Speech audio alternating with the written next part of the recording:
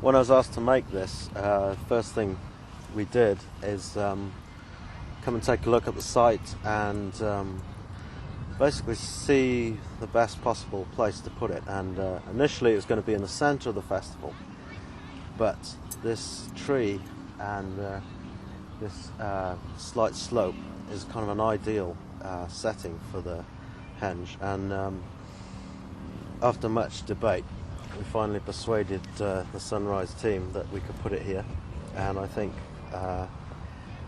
looking at it now is a good decision because it's kept its sacredness, and people are coming here and meditating and doing ceremony, so it's fulfilling its function. How we made the circle is with a lot of sweat and spades, shovels, and in this case a JCB, because the soil here is beautiful, and it's about 3 inches of topsoil and the rest is solid clay. It took us about a week to make, and we had also some help with a forklift truck for this, particularly this big monster here, to get him in. What we're seeing here is the summer solstice sunrise alignment, and the outrigger, the tall log at the back there, is marking the alignment of the sunrise, and there's a hill behind which happens to be very convenient, making a nice alignment. The sun is actually going to rise just to the left of that hill, and you can see a little tree just down. It's going to rise there. Hopefully, if I've got this working properly, it should do that on the morning of the 21st. So the axis of this stone circle, well, log henge should I say, although it's not really a henge, it's a circle.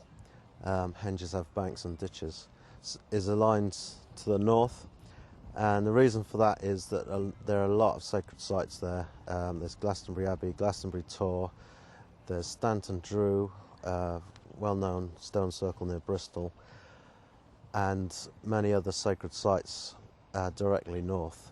So it's on that axis, and we actually marked it using Polaris, a pole star at night, found north using that, and the whole circle is orientated that way. And the geometry also helps us to bring in the solstice sunrise and sunset with approximately 51-degree angle in the makeup of the geometry. Okay, this rather fat log here marks the solstice sunset, and again, it's one of the strongest times of the year.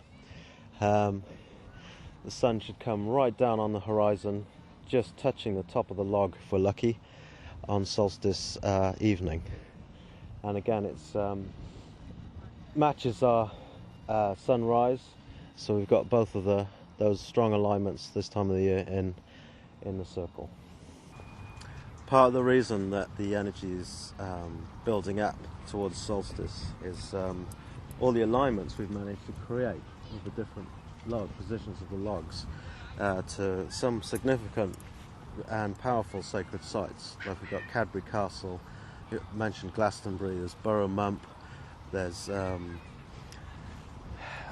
St Michael's Hill, which is directly south, and that's a very strong, particularly strong alignment and holy place actually, and there's countless others that are around here, and so we tried to bring in as many of those alignments as we can, as well as star, there's Sirius, Pleiades, a few others, and moon rises, and of course solar alignments.